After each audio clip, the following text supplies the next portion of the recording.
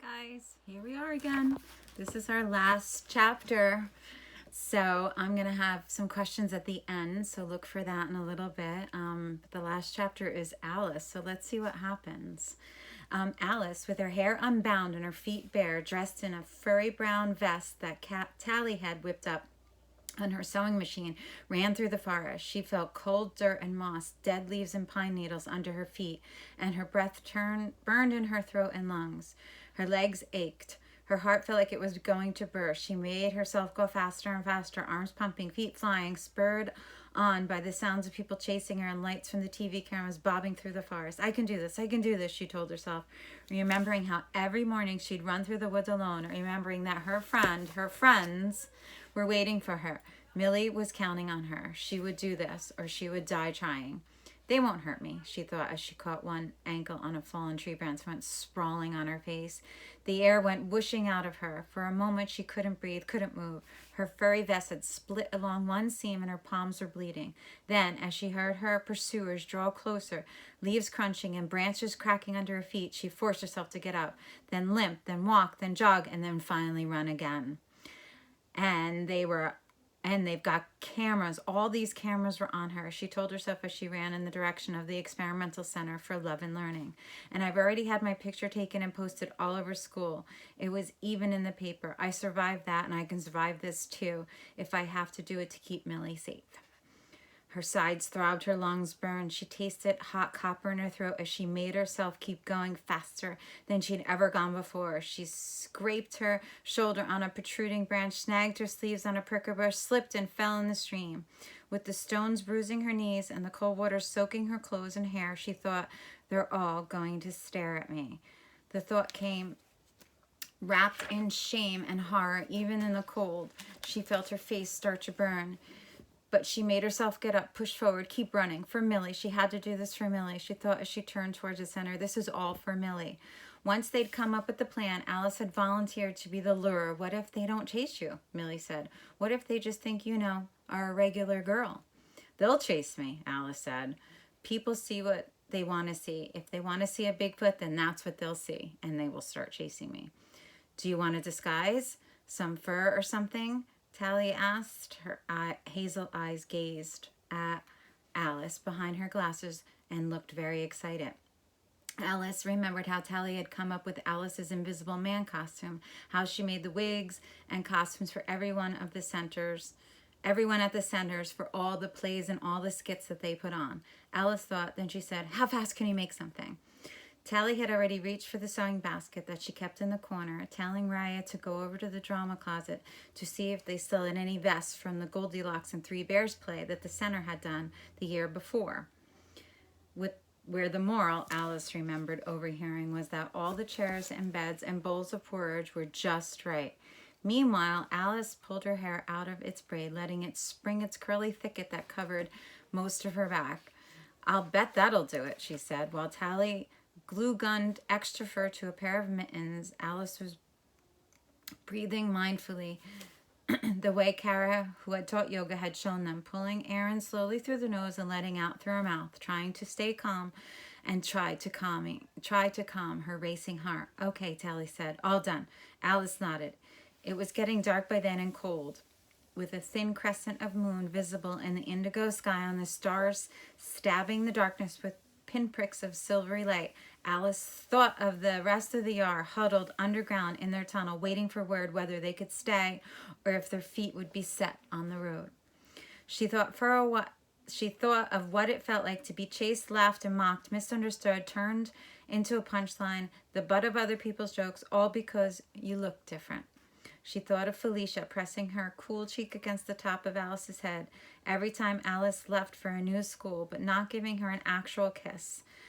And the way her father wouldn't even look up from his phone when Alice came to the room, and her granny saying, you need to find your people. Her heart was jumbled of impulses, a desire to be brave and to keep Millie safe, tangled with an impulse to run away from the danger, go back to where the Yar were hiding, throw herself at their mercy and tell them, take me with you. Alice, Millie's voice was soft. It's almost time. They decided to wait until after 6 for Alice to make her appearance. Give the crowd time to get excited, Tally said. Alice nodded. She put on the vest and furry mittens and bent each arm, pulling them back behind her head before lifting each ankle to stretch out her quads before she knew she had to run. She pushed past Jessica, jogged through the center gates, and moved toward the campground at an easy loop until she heard the cars and voices and saw the television camera lights. Her plan was to shout until they all saw her, but she didn't even need to open her mouth. First, a woman screamed and pointed, then the camera lights picked her out of the gathering of the shadows. Finally, Jeremy Bigelow, she knew it had to be him, even though she'd never seen him before, looked at her from where she was standing on top of the truck.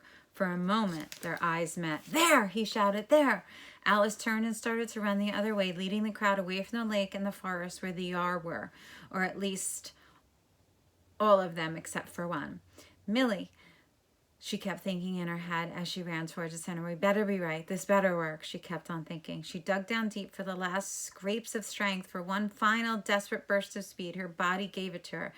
The round, muscled thighs she'd always despaired of, and broad shoulders and big feet she hated, all of them worked together like perfect machine, keeping Alice safely ahead of her pursuers. She sprinted through the center's gate, and there, thank God, were Lori and Phil, and their arms crossed against their chests and identical stony expressions on their face. "Stop right there," said Phil as Jeremy pulled up, panting, and the crowd of the first dozen, and then a few more dozen, and then maybe 50 strangers lined up behind him.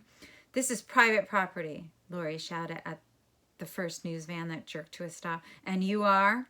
asked Donna Tedderdale, patting her hair as she emerged from the News 6 van. Behind her, a cameraman turned on his light. Lori squinted angrily, throwing one hand up to shield her eyes.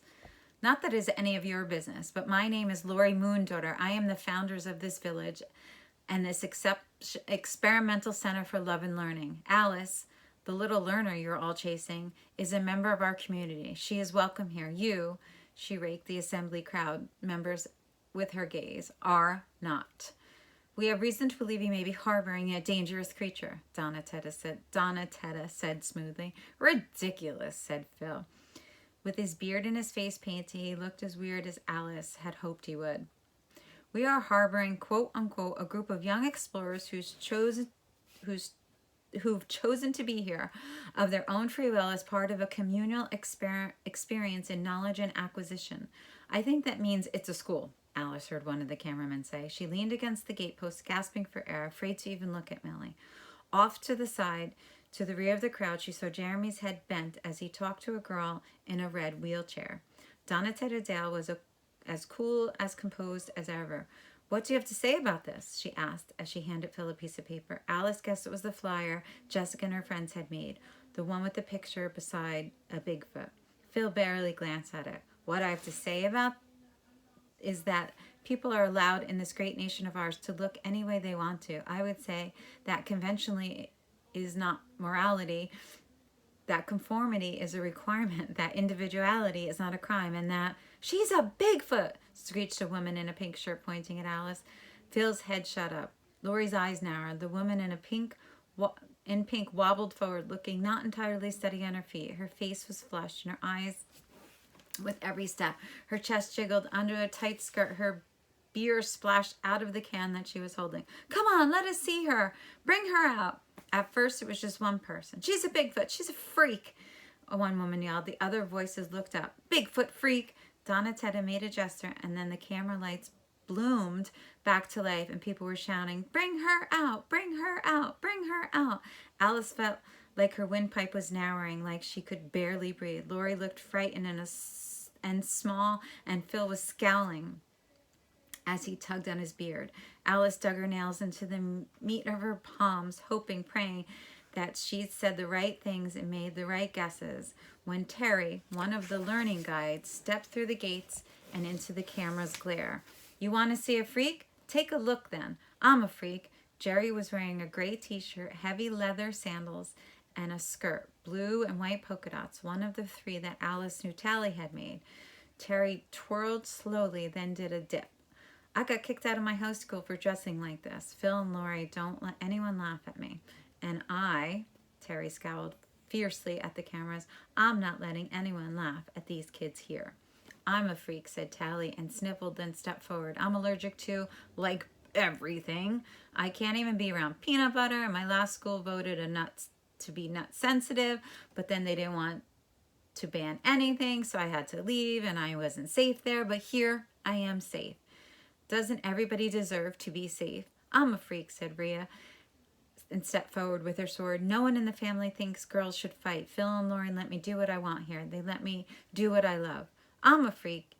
Kate was wearing her apron and her hairnet and her heavy black boots. She looked enormous in the camera's lights as she glared at the reporters. Big hands balled by her big hips. Every place I've ever been, people laughed at me, but not here. She raised her head. Not here. Not any other girls. Even if they can't help it. Not here. They do not make fun of me. Alice was shaking. Her knees, her neck, even her fingertips. But as she made her step forward, she pulled off the vest and mittens and shook out the mane like Jessica. And let the light catch its gleam and show herself, all of her, to the world. That's me in the picture. Some kids played a trick on me. I was swimming and they stole my clothes. I know I'm not little or cute. She could hardly see with the bright lights burning her eyes, but she thought she heard murmuring of someone sniffling like they were crying or trying not to. And my cousin Millie has a glandular condition, which is why she's got hair on her face. But that doesn't make her a monster or freak. We've got a right to be here, even if we don't look exactly the way we should. People have a right to be. She sucked in a breath and felt Millie's hand on her shoulder, steadying herself. A right to be who we are and not to be afraid of that, Alice said. Maybe we're all freaks, said Tally, who for once was not sniffling. Tally stepped forward into the light right in front of Donatella. For a moment, she stood alone. Then she was joined by the boy with the mohawk. I'm a freak, he said in a quiet mumble. The girl who only wore black, his girlfriend, Alice thought, stepped up beside him and took his hand. I'm a freak, she said. Her nose stud and cheek piercing glittered in the light. Alice remembered that Tally and Rhea told her on the first day at the center, everyone here has something. I'm a freak, said Kevin Atwater, the boy who did magic. I'm a freak, said the girl who loved archery and the boy who played a handmade mandolin, the girl who played football, the boy who liked to tap dance, the girl with 2 moms and the girl with 2 dads, the Irish step dancer who'd been kicked out of high school after her English teacher had intercepted a love note she'd written to her girlfriend, and the star swimmer who had been kicked out of his house after his parents caught him FaceTiming with his girlfriend who was of a different race. I'm a freak, said one person after another, until every learner and guide, even the Steves, were standing shoulder to shoulder facing the lights, all except Jessica Jarvis, who stood behind Millie, gnawing on one glossy lip and staring at the ground. Millie bared her teeth and did something to make her fur bristle. Jessica shot Millie a look of pure terror, then stumbled forward as if invisible hands had shoved her. I'm a freak, she said. Her voice was practically a whisper. I have a tail. Alice gasped, Hallie's eyes wide, and Rhea whipped her head around for a look. Everyone here has something, Alice thought again, remembering how Jessica never changed in front of them, how she locked the cabin bathroom and said, privacy please, and how she always wore skirts, never wore pants or leggings, even her bikini had a ruffled skirt. It is a very small tail, Jessica said, and gave a shrill giggle. But the kids in my last school found out, and they wouldn't leave me alone about it. That's why I came here. She looked at the ground. Only now, I guess, the whole world knows. Okay, guys, Donna Tettadale raised one slim hand. The cameraman behind her clicked off the lights, and then slowly the rest of the cameras followed suit. Look, she said to Laurie and Phil, we're reporters. We got a tip about a story. We had to investigate. But we aren't here to cause any problems. I can see, she paused, straightened her jacket. I can see we made a mistake. We'll leave you to your evening. She turned towards the van, then stopped, turned around, and looked at the kids and at Alice. I'd just like to say personally that you're all very brave. She waved, and then she was gone. The crowd started to break up, and the people were slinking off, looking around ashamed, leaving a litter of empty cans and wrappers behind them. The remaining news vans packed up and drove away, leaving Laurie and Phil, the guides and the learners, and Millie, who hugged Alice fiercely. You did it, Millie cried. We're safe. Tally, who was listening, said, "Who's we?" Alice and Millie looked at one another. "Well, everyone here, of course," said Alice. "You know, everyone in general, all of us." "And me," said Millie. Tally did not seem entirely convinced. "Now they'll leave me alone." "Congratulations," muttered Jessica Jarvis. She turned towards Alice, looking furious. "I had friends here. I was popular. And you," she pointed a manicured finger at Millie. "How do you even know?" Millie shrugged modestly. People like you have a certain smell." "People with tails?" asked Tally. "No," said Millie. "Mean ones."